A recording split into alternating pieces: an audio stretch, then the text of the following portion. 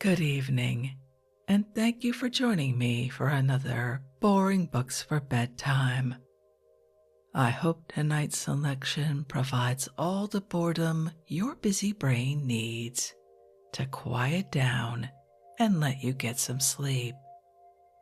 Before we begin, I'd like to give a special shout out of thanks to some new members of our Patreon family: Linnea, Kelly, Jennifer, Lindsay, Lauren, Rosalind, and Kat. Thank you all so much for supporting this podcast. By becoming members of Patreon, you help us remain 100% listener supported and ad-free for everyone, and it's very much appreciated.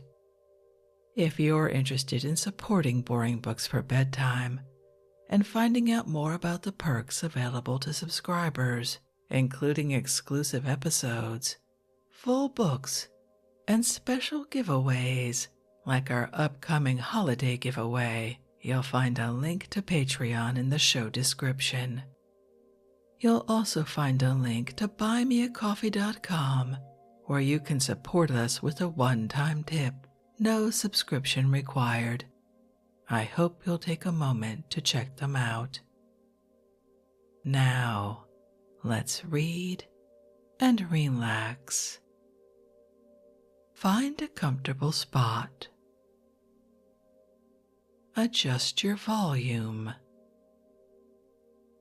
Take a nice deep breath in. Let it out slowly. And off we go. Tonight, let's continue with a work that has continued to be popular on this podcast ever since the first episode appeared in 2019. How Time Flies. We're reading Farm Engines and How to Run Them: The Young Engineer's Guide, a simple, practical handbook for experts as well as for amateurs, fully describing every part of an engine and boiler, giving full directions for the safe and economical management of both. Also, several hundred questions and answers, often given in examinations for an engineer's license, and chapters on farm engine economy, with special attention to traction and gasoline farm engines, and a chapter on the science of successful threshing by James H. Stevenson and other expert engineers, with numerous illustrations showing the different parts of a boiler and engine, and nearly every make of traction engine, with a brief description of the distinctive points in each make. First published in 1903 by Frederick J. Drake & Co., Chicago, Illinois. Let's pick up right where we left off, at the beginning of Chapter 11. Let's begin. Chapter 11. Economy in Running a Farm Engine continued. Practical points. The first practical point in the direction of farm engine economy is to note that the best work can be done only when every part of the engine and boiler are in due proportion. If the power is in excess of the work to be done, there is loss. If the grate surface is too large, cold air gets through the fuel and prevents complete combustion. And if the grate surface is too small, not enough air gets in. If the steaming power of the boiler is too large, heat is radiated away that otherwise could be saved. For every foot of exposed area in the boiler is a source of loss. If the steaming power of the boiler is too low for the work to be done, it requires extra fuel to force the boiler to do its work, and any forcing means comparatively large loss or waste. It will be seen that not only must the engine and boiler be built with the proper proportions, but they must be bought with a nice sense of proportion to the work expected of them. This requires excellent judgment and some experience in measuring work in horsepowers. Grate surface and fuel. The grate surface in a firebox should be not less than 2/3 of a square foot per horsepower for average-sized traction engines. If the horsepower of an engine is small, proportionately more grate surface will be needed. If it is large, the grate surface may be proportionately much smaller.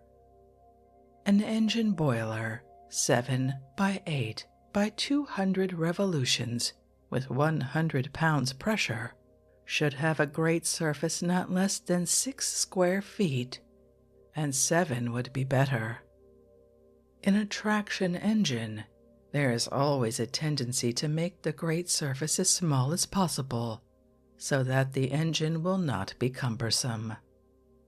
Another reason why the grate surface should be sufficiently large is that forced draft is a bad thing, since it has a tendency to carry the products of combustion and hot gases through the smokestack and out into space before they have time to complete combustion, and especially before the heat of the gases has time to be absorbed by the boiler surface.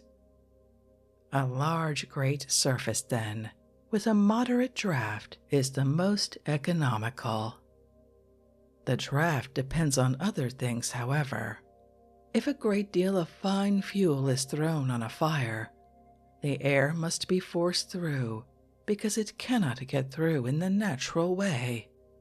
This results in waste, so a fire should be as open as possible. Coal should be thin on the grates. Wood should be thrown in so that there will be plenty of air spaces. Straw should be fed in just so that it will burn up completely as it goes in. Moderate-sized coal is better than small or fine. Dust in coal checks the draft. A good engineer will choose his fuel and handle his fire so that he can get along with as little forced draft as possible. In a straw-burning engine, a good circulation of air can be obtained if the draft door is just below the straw funnel, by extending the funnel into the furnace 6 inches or so. This keeps the straw from clogging up the place where the air enters and enables it to get at the fuel so much more freely that the combustion is much more complete. We have already suggested that in firing with coal, the fresh fuel be deposited in front, so that the smoke will have to pass over live coals, and so the combustion will be more complete. Then, when the coal is well lighted, it can be poked back over the other portions of the grate. This method has another advantage, in that the first heating is usually sufficient to separate the pure coal from the mineral substances which form clinkers, and most of the clinkers will be deposited at that one point in the grate. Here they can easily be lifted out, and will not seriously interfere with the burning of the coal as they would if scattered all over the grate. Clinkers in front can easily be taken out by hooking the poker over them toward the back of the firebox and pulling them up and to the front. They often come out as one big mass, which can be easily lifted out. The best time to clean the grate is when there is a good, brisk fire. Then it will not cause steam to go down. Stirring a fire does little good.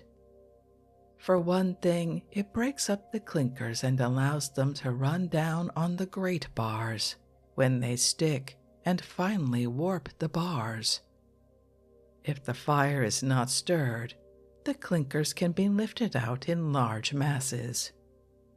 Stirring a fire also creates a tendency to choke up or coke, and interferes with the even and regular combustion of the coal at all points. The highest heat that can be produced is a yellow heat. When there is a good yellow heat, forced draft will only carry off the heat and cause waste. It will not cause still more rapid combustion.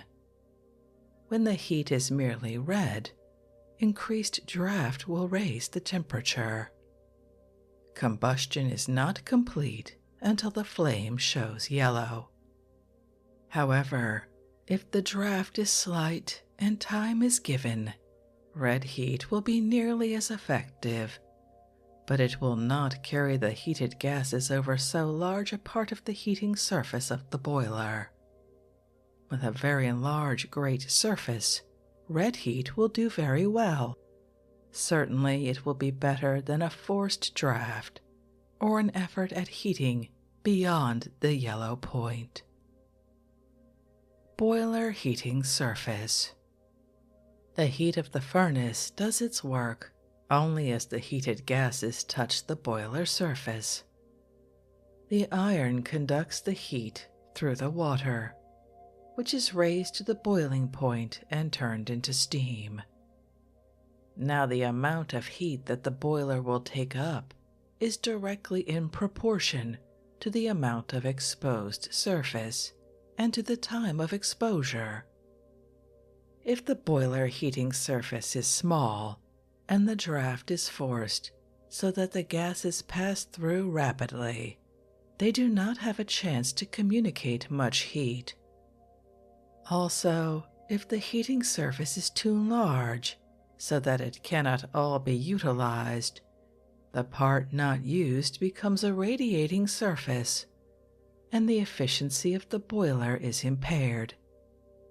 Practice has shown that the amount of heating surface practically required by a boiler is 12 to 15 square feet per horsepower. In reckoning heating surface, all area which the heated gases touch is calculated.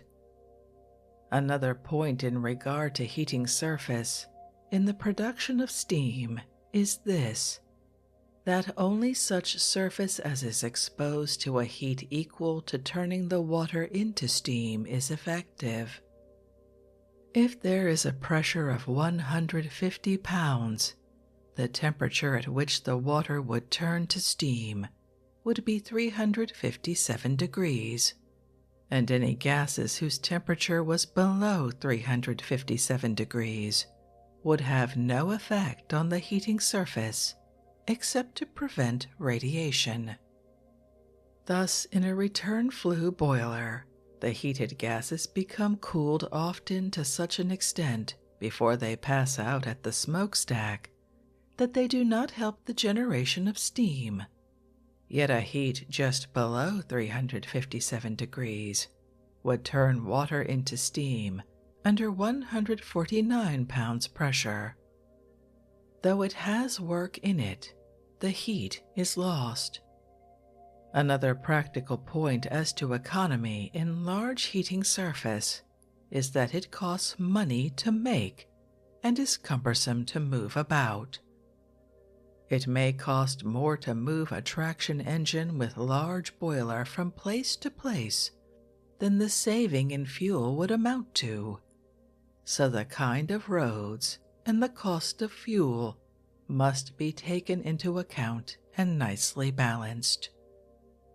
However, it may be said that a boiler with certain outside dimensions that will generate 20 horsepower will be more economical than one of the same size that will generate only 10 horsepower. In selecting an engine, the higher the horsepower for the given dimensions, the more economical of both fuel and water. The value of heating surface also depends on the material through which the heat must penetrate and the rapidity with which the heat will pass. We have already pointed out that soot and limescale permit heat to pass but slowly, and if they are allowed to accumulate, will greatly reduce the steaming power of a boiler for a given consumption of fuel. Another point is that the thinner the iron or steel, the better will the heat get through even that. So it follows that flues, being thinner, are better conductors than the sides of the firebox. Long flues are better than short ones, in that the long ones allow less soot, etc., to accumulate than the short ones do, and afford more time for the boiler to absorb the heat of the gases. Again, we have stated that heating surface is valuable only as it is exposed to the gases at a sufficiently high temperature. Some boilers have a tendency to draw the hot gases most rapidly through the upper flues, while the lower flues do not get their proportion of the heat. This results in a loss, for the heat, to give its full benefit, should be equally distributed. To prevent the heat being drawn too rapidly through upper flues, a baffle plate may be placed in the smoke box just above the upper flues, thus preventing them from getting so much of the draft. Again, if the exhaust nozzle is too low down, the draft through the lower flues may be greater than through the upper. This is remedied by putting a piece of pipe on the exhaust to raise it higher in the smokestack. Expansion and condensation. We have already pointed out that economy results if we hook up the reverse lever so that the expansive force of the steam has an opportunity to work during half or 3/4 of the stroke. One difficulty arising from this method is that the walls of the cylinder cool more rapidly when not under the full boiler pressure. Condensation in the cylinder is a practical difficulty which should be met and overcome as far as possible. High speed gives some advantage. A judicious use of cushion helps condensation somewhat also, because when any gas like steam or air is compressed, it gives off heat, and this heat in the cushion will keep up the temperature of the cylinder. This cannot be carried very far, however, for the back pressure of cushion will reduce the energy of the engine movement. Lead and clearance. Too much clearance will detract from the power of an engine, as there is just so much more waste space to be filled with hot steam. Too little clearance will cause pounding.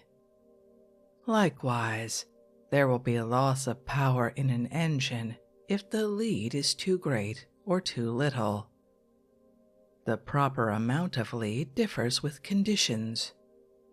A high-speed engine requires more than a low speed, and if an engine is adjusted for a certain speed, it should be kept uniformly at that speed, as variation causes loss. The more clearance an engine has, the more lead it needs. Also, the quicker the valve motion, the less lead required.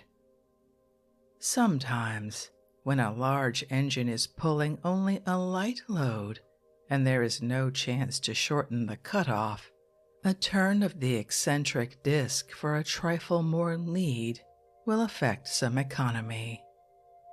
Cutoff should be as sharp as possible.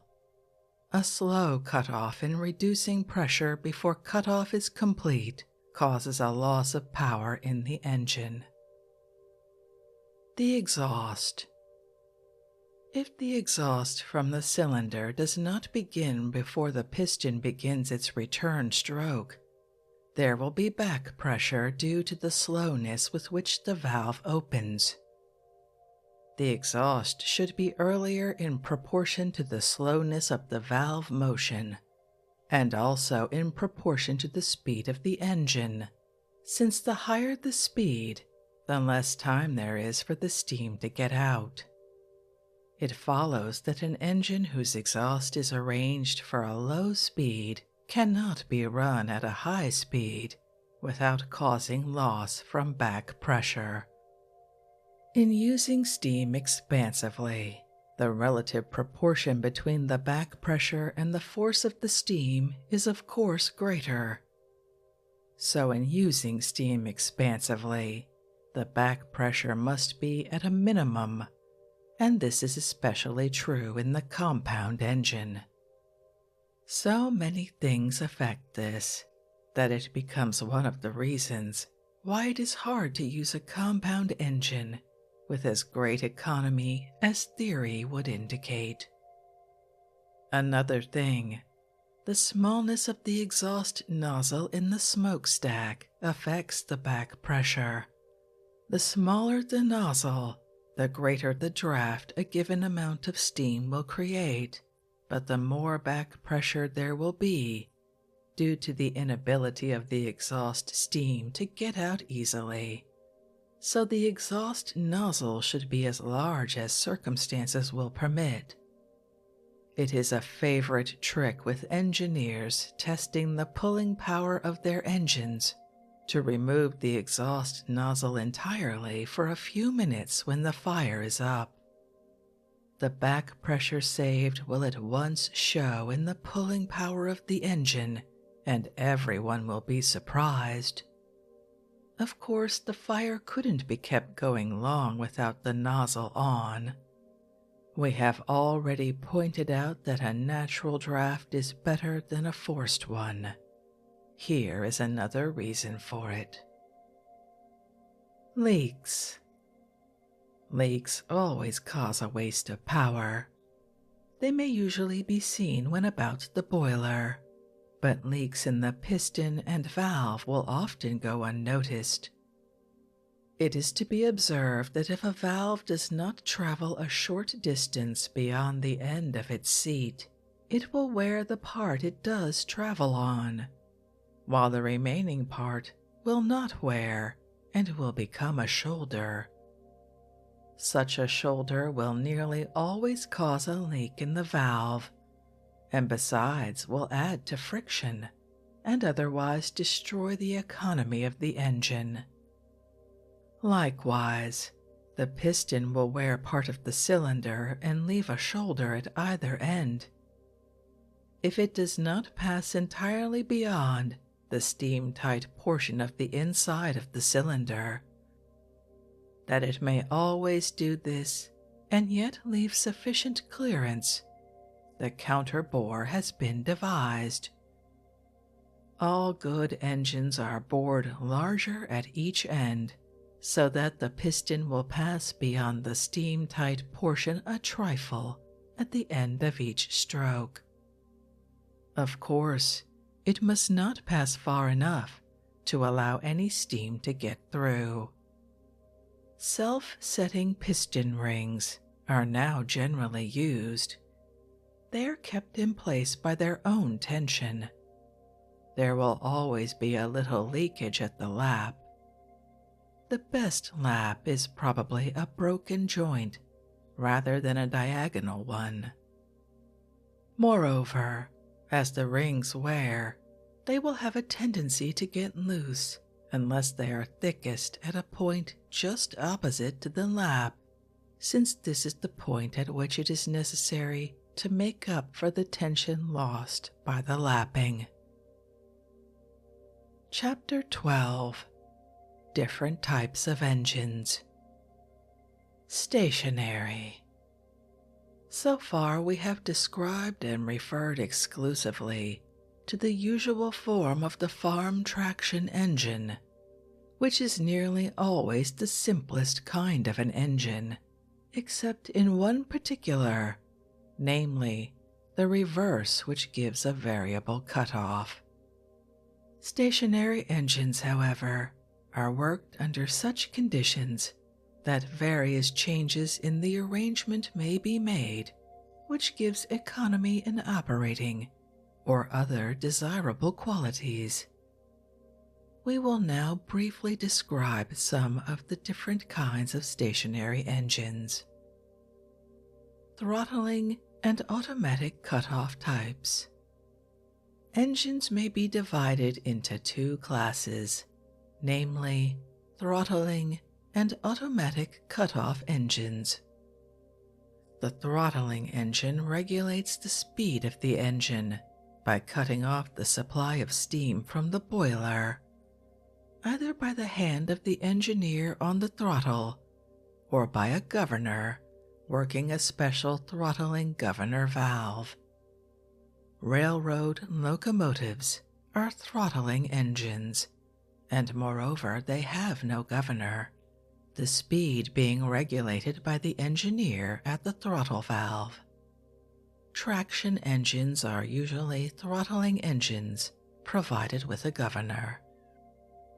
An automatic cutoff engine regulates its speed by a governor connected with the valve, and does it by shortening the time during which steam can enter the cylinder.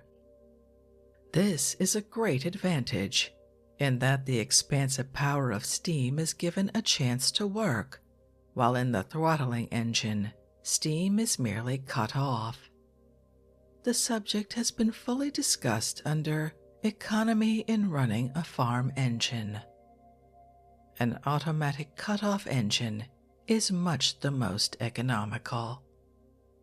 While on traction engines, the governor is usually of the ball variety, on stationary engines, improved forms of governors are also placed in the flywheel and work in various ways according to the requirements of the valve gear. The coreless engine. The coreless engine is a type now well known and made by many different manufacturers. It is considered one of the most economical stationary engines made, but cannot be used for traction purposes. It may be compound and may be used with a condenser. It cannot be used as a high-speed engine, since the valves will not work rapidly enough. The peculiarity of a coreless engine is the arrangement of the valves. It has 4 valves instead of 1, and they are of the semi-rotary type. They consist of a small, long cylinder which rocks back and forth so as to close and open the port, which is rather wide and short compared to other types. There is a valve at each end of the cylinder, opening usually into the clearance space to admit steam, and 2 more valves below the cylinder for the exhaust. These exhaust valves allow any water of condensation to run out of the cylinder. Moreover, as the steam when it leaves the cylinder is much colder than when it enters, the exhaust always cools the steam ports, and when the same ports are used for exhaust and admission, the fresh steam has to pass through ports that have been cooled and cause condensation. In the coreless engine, the exhaust does not have an opportunity to cool the live steam ports, and the condensation is reduced. This works considerable economy. Also, the coreless valves have little friction from steam pressure on their own backs, since the moment they are lifted from their seats, they work freely. The valves are controlled by a governor so as to make the automatic cutoff engine. The coreless type of frame for engine is often used on traction engines and means the use of convex shoes on crosshead and concave ways or guides. In locomotive type, crosshead slides in 4 square angle guides. The high-speed engine. A high-speed engine means one in which the speed of the piston back and forth is high, rather than the speed of rotation, there being sometimes a difference. High-speed engines came into use because of the need of such to run dynamos for electric lighting. Without a high-speed engine, an intermediate gear would have to be used, so as to increase the speed of the operating shaft. In the high-speed engine, this is done away with.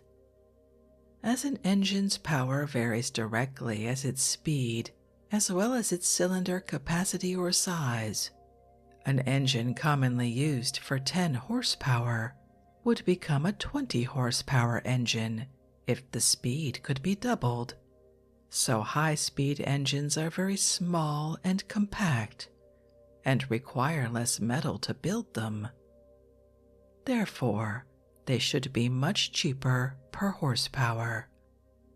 A high-speed engine differs from a low-speed in no essential particular except the adjustment of parts.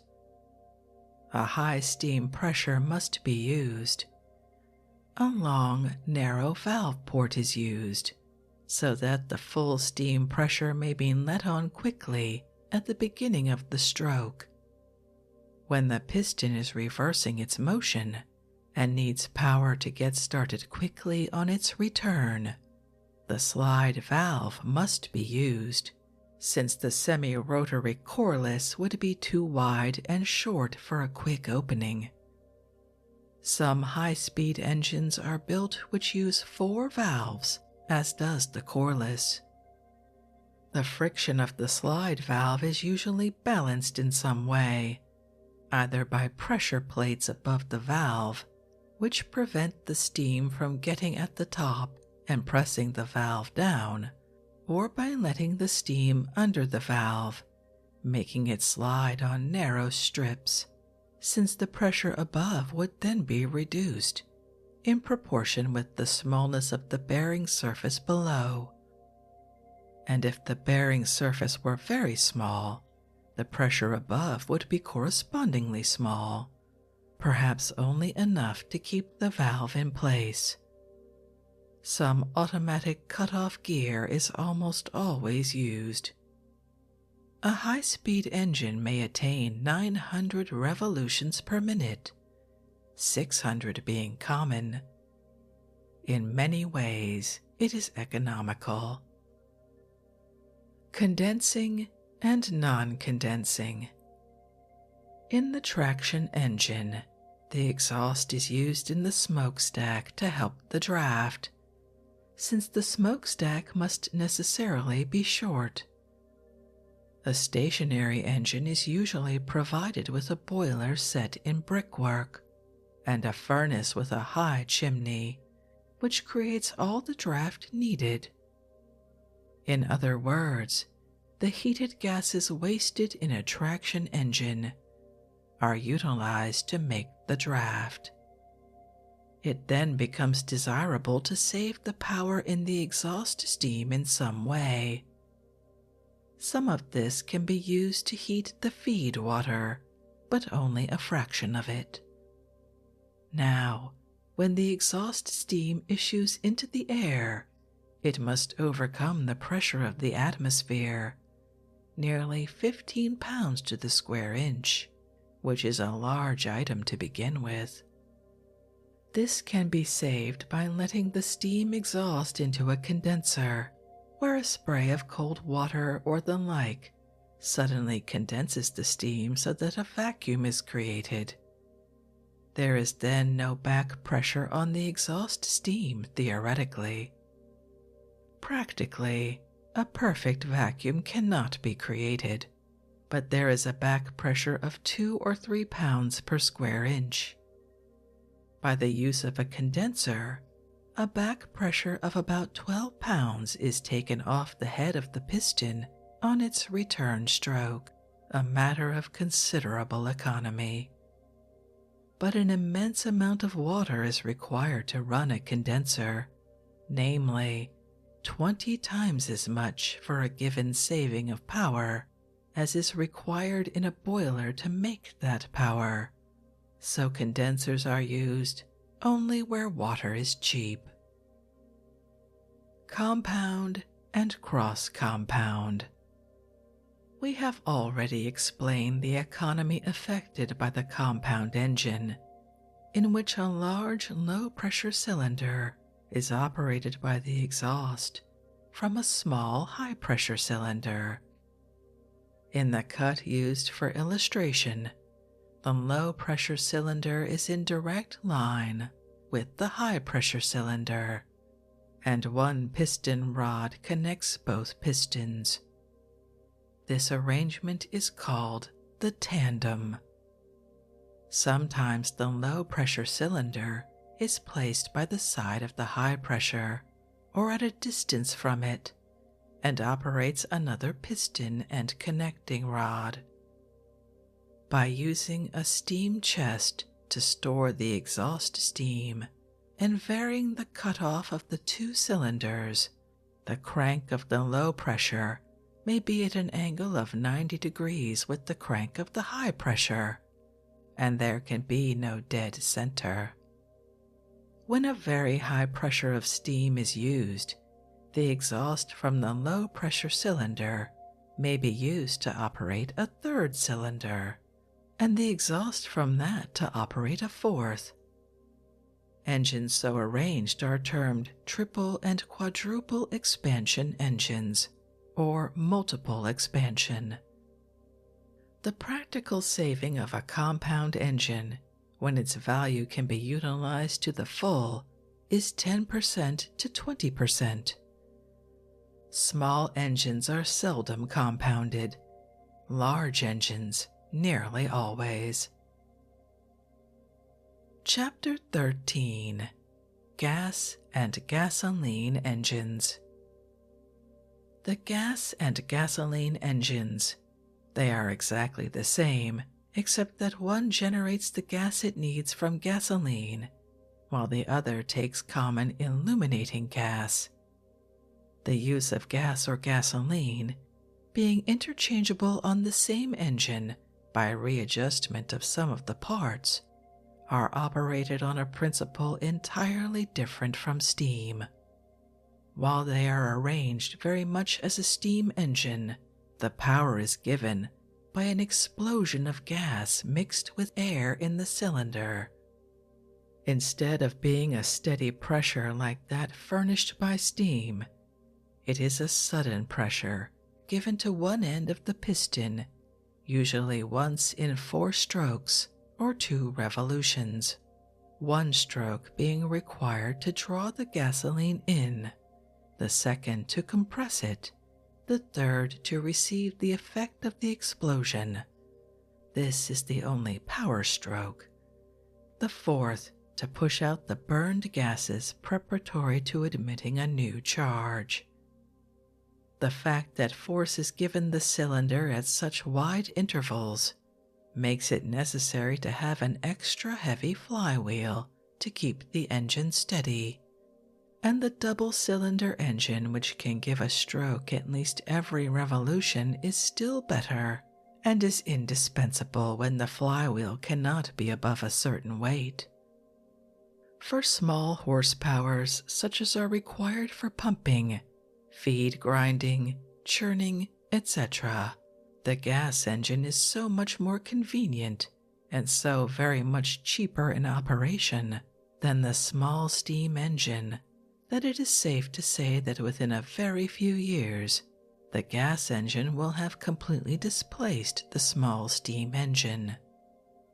In fact, the discovery of the gas engine permits the same economies for the small engine that the progress in steam engineering has made possible for the large steam engine. As yet, the gas engine has made little or no progress against the large steam plant with its coreless engine, its triple expansion, its condenser, and all the other appliances which are not practicable with the small engine. Comparison of steam and gas engines. The following points prepared by an experienced farm engine manufacturer will show clearly the advantages of the gas engine over the steam engine for general use about a farm. In the first place, the farmer uses power as a rule at short intervals and also uses small power. Should he install a steam engine and wish power for an hour or two, it would be necessary for him to start a fire under the boiler and get up steam before he could start the engine. This would take at least an hour. At the end of the run, he would have a good fire and good steam pressure, but no use for it, and would have to let the fire die out and the pressure run down. This involves a great waste of water, time, and fuel. With a gasoline engine, he is always ready and can start to work within a few minutes after he makes up his mind to do so, and he does not have to anticipate his wants in the power line for half a day. Aside from this, in some states, notably Ohio, the law compels any person operating an engine above 10 horsepower to carry a steam engineer's license. This does not apply to a gasoline engine. Again, the gasoline engine is as portable as a traction engine and can be applied to all the uses of a traction engine and to general farm use all the rest of the year. At little expense, it can be fitted up to hoist hay, to pump water, to husk and shell corn, to saw wood, and even by recent inventions to plowing. It is as good about a farm as an extra man and a team of horses. A gasoline engine can be run on a pint of gasoline per hour for each horsepower, and as soon as the work is done, there is no more consumption of fuel, and the engine can be left without fear, except for draining off the water in the water jacket in cold weather. A steam engine for farm use would require at least 4 pounds of coal per horsepower per hour, and in the majority of cases it would be twice that, taking into consideration the amount of fuel necessary to start the fire, and that left unburned after the farmer is through with his power. If you know the cost of crude gasoline at your point and the cost of coal, you can easily figure the exact economy of a gasoline engine for your use. To the economy of fuel question may be added the labor or cost of pumping or hauling water. The only point wherein a farmer might find it advantageous to have a steam plant would be where he is running a dairy and wished steam and hot water for cleansing his creamery machinery. This can be largely overcome by using the water from the jackets, which can be kept at a temperature of about 175 degrees, and if a higher temperature is needed, he can heat it with the exhaust from the engine. The time will certainly come soon when no farmer will consider himself up to date until he has a gasoline engine. Some persons unaccustomed to gasoline may wonder if a gasoline engine is as safe as a steam engine.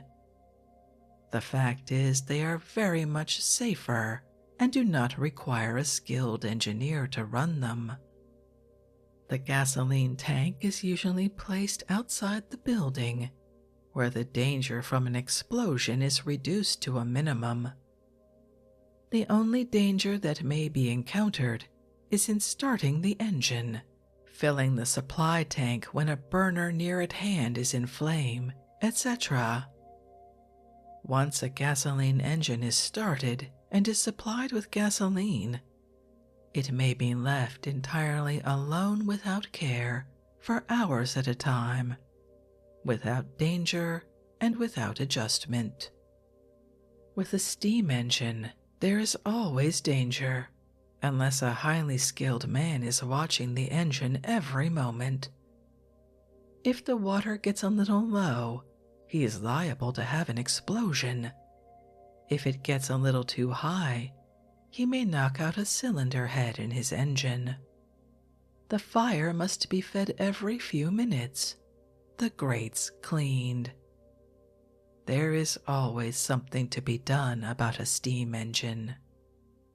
So here is another point of great saving in a gasoline engine, namely, the saving of one man's time. The man who runs the gasoline engine may give nearly all his time to other work, such as feeding a corn sheller, a fodder chopper, or the like. Kerosene may also be used in the same way with a special type of gas engine. The amounts of fuel required of the different kinds possible in a gas engine are compared as follows by Roper. Illuminating gas, 17 to 20 cubic feet per horsepower per hour. Pittsburgh natural gas, as low as 11 cubic feet. 74-degree gasoline, known as stove gasoline, 1/10 of a gallon. Refined petroleum, 1/10 of a gallon.